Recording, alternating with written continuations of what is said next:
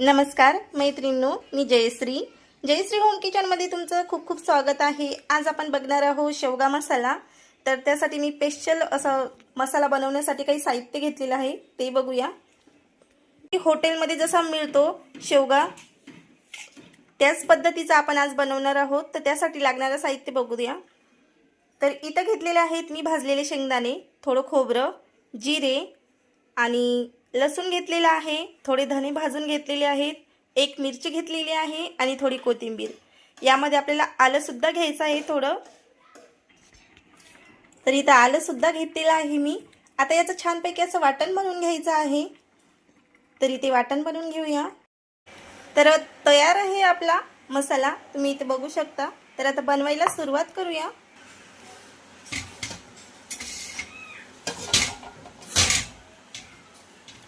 तर कढईमध्ये मी 3 चमचे तेल घातलेलं आहे आणि थोडे जिरे घातलेले आहेत, अर्धा चम्मच। आता यावर आपल्याला हा मसाला घालायचा आहे। तर यावर आपल्याला हा मसाला घालायचा आहे आणि छान असा फ्राय करून घ्यायचा आहे, तुम्ही इथं बघू शकता।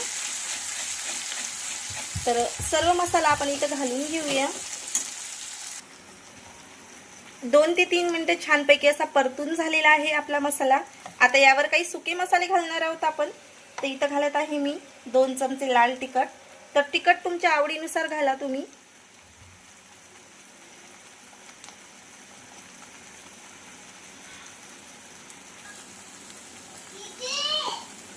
आणि यानंतर घालणार आहोत आपण 1 चम्मच कांदा लसूण मसाला, 1 चम्मच घालणार आहोत आपण गरम मसाला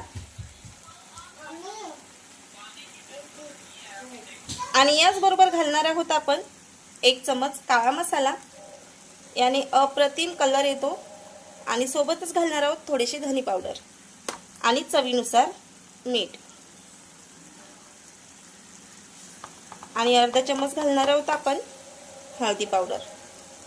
तर हे सगळे मसाले आपल्याला एकजीव करून छानपैकी असे फ्राय करून घ्यायचे आहेत।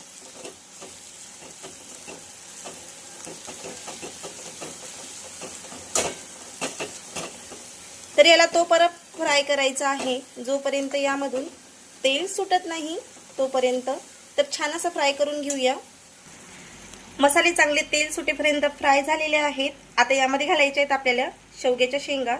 तर मी स्वच्छ धुवून आधीच ठेवलेल्या होत्या, त्या घालूया आपण आणि एकजीव करून घ्यायचे आहेत आपल्याला ह्या शेंगा मसाल्याबरोबर।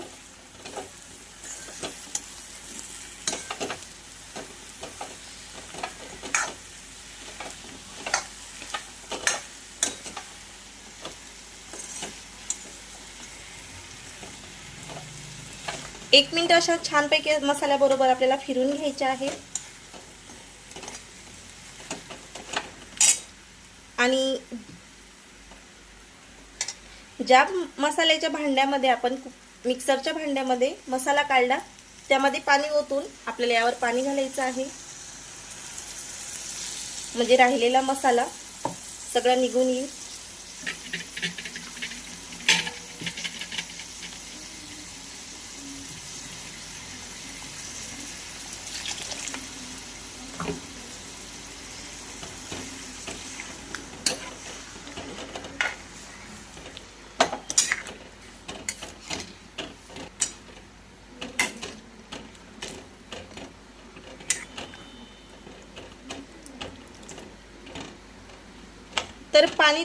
तर पाणी तुम्ही आवश्यकतेनुसार घालू शकता, तुम्हाला हवं तेवढं। तुम्हाला जर जास्त पातळ हवे असल्या तर तेवढं सुद्धा करू शकता तुम्ही, किंवा मग